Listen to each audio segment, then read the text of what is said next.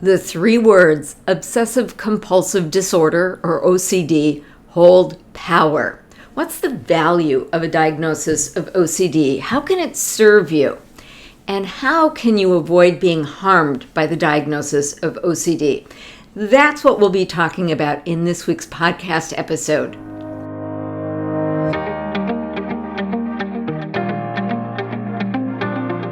Welcome to the Free Me from OCD podcast. If you or someone you love has OCD, you know that OCD can hold you hostage. OCD can get in the driver's seat of your life. Here you'll find the information, tips, and tools to put you back in the driver's seat of your life. I'm Dr. Vicki Rackner, your host. I call on my experience as a mother of a son diagnosed with OCD when he was in college, physician, and life coach to help you evolve into the best and highest version of yourself. Let's dive into today's episode. Well, finally, your healthcare professional helps you understand what is going on with your child. You might have heard you have OCD or your child has OCD. The diagnosis of OCD itself doesn't have magical powers. The brain wiring is exactly the same the day before and the day after a healthcare professional delivers the diagnosis. However, the meaning you ascribe to the diagnosis and what you do with the diagnosis can radically transform your life. That can be real magic. So today, let's discuss why a diagnosis is so important, especially when a diagnosis describes how neurodiverse brains work. What's the value of an accurate diagnosis? How and why do people use the diagnosis against themselves and do more harm than good? So let's begin by understanding the difference between symptoms, a diagnosis, and a treatment plan. I know that this sounds basic, but when the diagnosis addresses the behavior of neurodiverse brains, whether it's OCD or ADHD or autism, the waters quickly get muddied.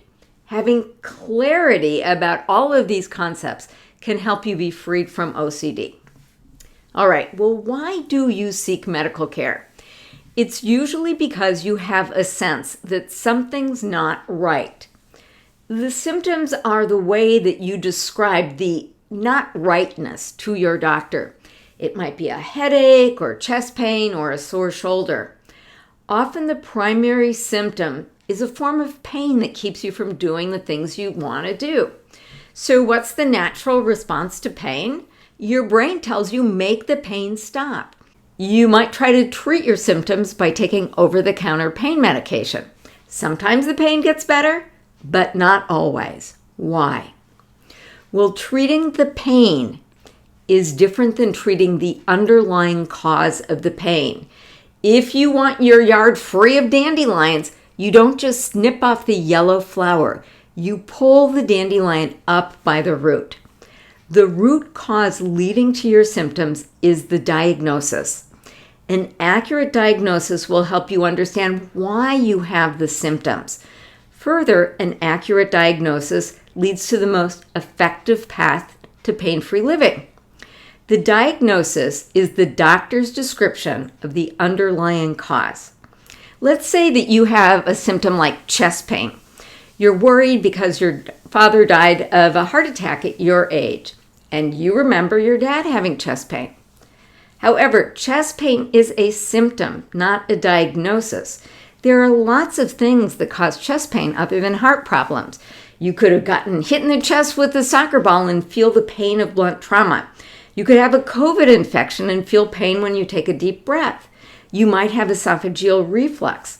So here are the three reasons doctors get to the root cause of your symptoms and deliver an accurate diagnosis. First, it helps you explain the symptoms you're observing. Second, you might be able to predict what your future will hold. Blunt trauma of the chest will usually resolve on its own. Esophageal reflux and heart disease will get worse over time. Third, the diagnosis guides the most effective treatment. So the treatment for heart disease is different than the treatment of acid reflux. Okay, so far so good. The symptoms are clues that ultimately lead to the correct diagnosis. And the correct diagnosis is on the path back to health.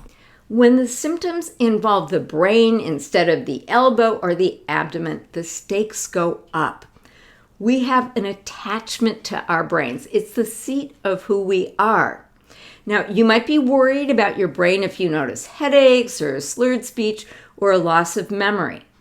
All of these are symptoms that might lead your doctor to order a CT or an MRI. And then this study might show evidence of a stroke or a brain tumor or Alzheimer's. However, if you have a neurodivergent brain, things get more complicated. The symptoms are often about the pain of areas of your life that are not working. You might have a hard time making and keeping friends. You have a hard time learning in class. Maybe teachers remove your child from the classroom because of problematic behavior. Now, I'm going to take a huge risk here and disclose that I have a neurodivergent brain. When I was about 45, I was diagnosed with ADHD. My symptom was that my life wasn't working. Now, I know that sounds kind of vague, so let me give you a specific example. I had a long history of what I call stumbling at the finish line. I'd get a project mostly done, and then at the very end, things fell apart. I failed. For example, there was a time in which I served as an expert in medical litigation. I remember one specific day when I threw myself into prepping to testify in court. On the way out of the courtroom, the lawyer who hired me told me what a great job I did. As I walked to the parking garage, I had a little private celebration. I worked hard and made some great points I knew would help this plaintiff win his case. The celebration was cut short, though, when I realized I couldn't find my car in the parking garage. I had spent several years in therapy trying to get to the root of what my therapist called my self-sabotaging behavior. Was I replaying a family of origin drama? Was I afraid of success? Was I a bad person? Was I lazy? As I walked through that parking garage, I berated myself as I so often did. You always screw up. What's wrong with you? Then around that time, 3 people told me about their new diagnosis of ADHD. I bought the book Driven to Distraction by my now friend Ned Hallowell and took and scored the quiz.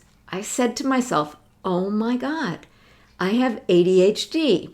So at age 43, after years of watching chapters of my life not ending as I hoped, I finally had an explanation for why I stumbled at the finish line.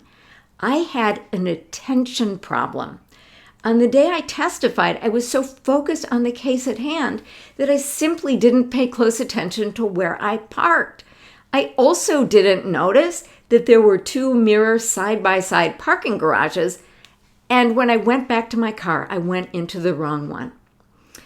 So my real problem that led to so much pain and suffering was my failure to understand how my brain worked. My brain hyperfocuses on things that hold its interest. It also ignores things that are not interesting, like where my car is parked. I often didn't even notice what I didn't notice. When my son was very young, I'd walk into the kitchen and find cabinets and drawers open. This bothered me and it was potentially dangerous. So I kept on telling my son to shut cabinets and drawers after he opened them. However, when he was at summer camp, I continued to walk into the kitchen and find open cabinets, even though I was the only one living in the house. I was the cabinet culprit, and I didn't even know it. I cannot tell you how much the diagnosis of ADHD helped me. Suddenly, I understood why I struggled my whole life. It wasn't a moral failing or a character flaw. There were consequences of this brain wiring. It explained why I had problems with certain tasks and why I excelled in other places of my life. More importantly, there was a hope for a better tomorrow. Between medication, life management skills, and a willingness to ask for help, I could create a life that worked. And here's the biggest point. The major symptom for people living with neurodiverse brains is the pain that their lives are not working. They have a hard time getting what they want. Behavior is a symptom, not a diagnosis. With a clear understanding of how your brain is uniquely wired and the right skills and tools, you can get what you want. Often the most helpful intervention is not the intervention you think it should be. For me and my ADHD brain, I have a problematic relationship with time. I chronically run late. I often make deadlines by the hair of my chinny chin chin because I'm overly optimistic about how long a task will take. I assume I won't run into traffic. Now, I've taken time management classes and bought apps and purchased new day timers, but they didn't help on a sustained basis. Why? My faulty internal time manager that leads me to be chronically late is a symptom, just like chest pain or headaches. It's a clue that points to the root of the problem. I don't pay attention all the time. When I learned how to manage my attention more effectively, it became much easier to get to places on time. So having the diagnosis doesn't mean that all of my attention problems are fixed. However, I know that I can manage my attention with intention so that there's the highest likelihood that I'll get what I want in life. When I mess up, and I do, I try not to beat myself up. If I witness myself beating myself up, I try to disrupt the internal mean girls conversation by saying, "Oh, how human of my ADHD brain." Now, let's turn to the diagnosis of OCD. OCD describes a different kind of brain wiring seen in neurodiverse brains. And by the way, all brains, even normal brains, and I've got air quotes around normal brains, have wiring glitches. I remember the moment I learned that my son had OCD. The diagnosis was made on the basis of a complete neuropsych evaluation and a brain scan. Just like his mom, my son's neurodiversity was atypical. I have the inattentive type of ADHD. I wasn't the hyperactive kid bouncing off the walls. I was in my own little world in the back of the classroom. My son has OCD themes that are very atypical. So being atypical led to the delay in diagnosis for both of us. Once the doctor told my son, "You have OCD," I felt a huge sense of relief. Now we knew what we were dealing with. It all made sense. Well, this is where my son's OCD story and my ADHD story diverge. When I was diagnosed with ADHD, I knew exactly what I needed to do to live a better life. With OCD, it can take some time to finally arrive at the right evidence-based treatment that actually makes OCD better and not worse. The treatment is ERP, and you can find an ERP practitioner through the organization NoCD, and I will leave links so that you can learn more. So very briefly, let's talk about what OCD is. I think the easiest way to understand OCD is by imagining an OCD monster setting up housekeeping in the brain and hijacking its function. The OCD monster offers up these deeply disturbing thoughts or images that elicit intense, uncomfortable feelings. These thoughts or images are the obsession. The themes of the obsession can shift over time. In an effort to get temporary relief from the intensely uncomfortable feeling, a person learns to engage in compulsions. These are activities often suggested by the OCD monster, so over time the cycle of obsessions and compulsions become more intense. They become habits, and you know how difficult habits are to change. Some of the painful consequences of unmanaged OCD include things like poor school performance, social isolation, and challenges even leaving the house. As a parent, you might think that good grades are very important, so you decide you're going to hire a tutor for your child. And you might find that this doesn't work very well. It's like plucking the dandelion flowers from the lawn. As a parent, you might feel strongly that you want your child's compulsions to stop. Efforts to stop the compulsions are like my taking time management classes. Again, this is like plucking the dandelion flowers. It doesn't work on a sustained basis.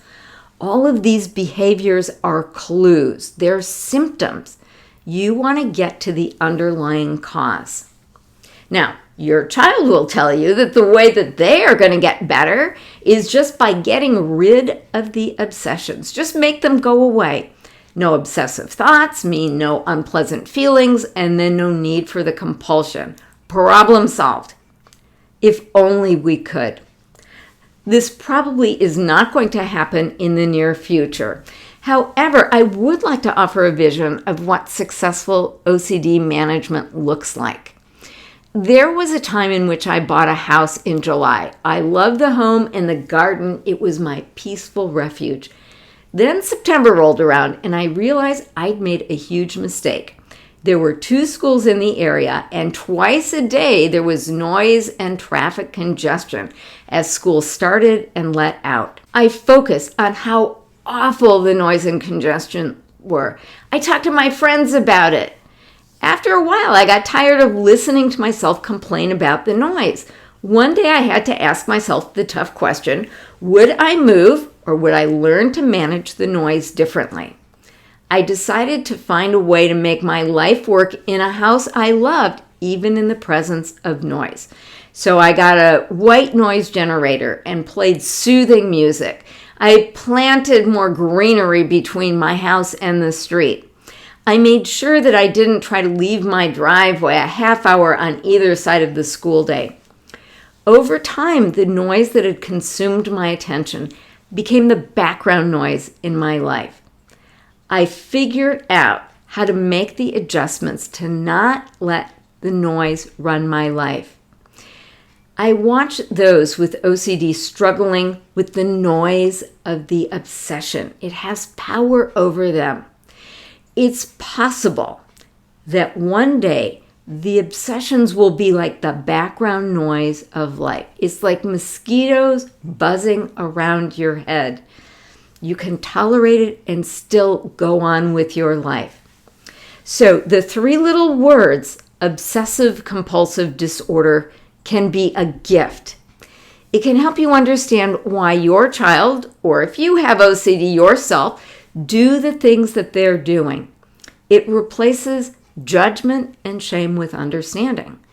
And if you get connected to the right community, it offers a path to a full and meaningful life. You might not be there today. Other people in your life might not be there either. Some people don't believe that OCD is real. Some people don't believe they're healthcare professionals who deliver the diagnosis of OCD. Some people deny that their child has OCD.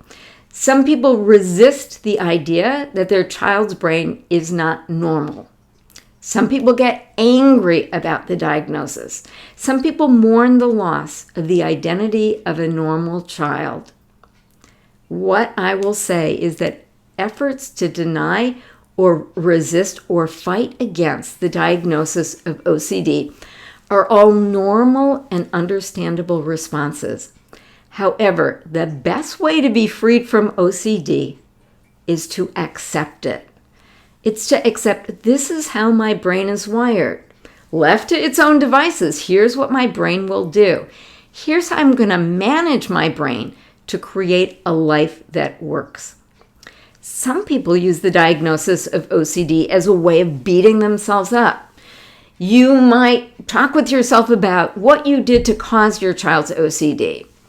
You might say that a diagnosis of OCD means that your child is broken. You might feel judgment or shame about the symptoms. All of these reactions are also completely understandable, but you get to decide which thoughts you have about what a diagnosis of OCD means. I suggest that you make it mean that now you have a way of understanding how your child's brain works so that they can learn how to manage their brains effectively. Some people are worried about the consequences of having a label like OCD for insurance or employment purposes.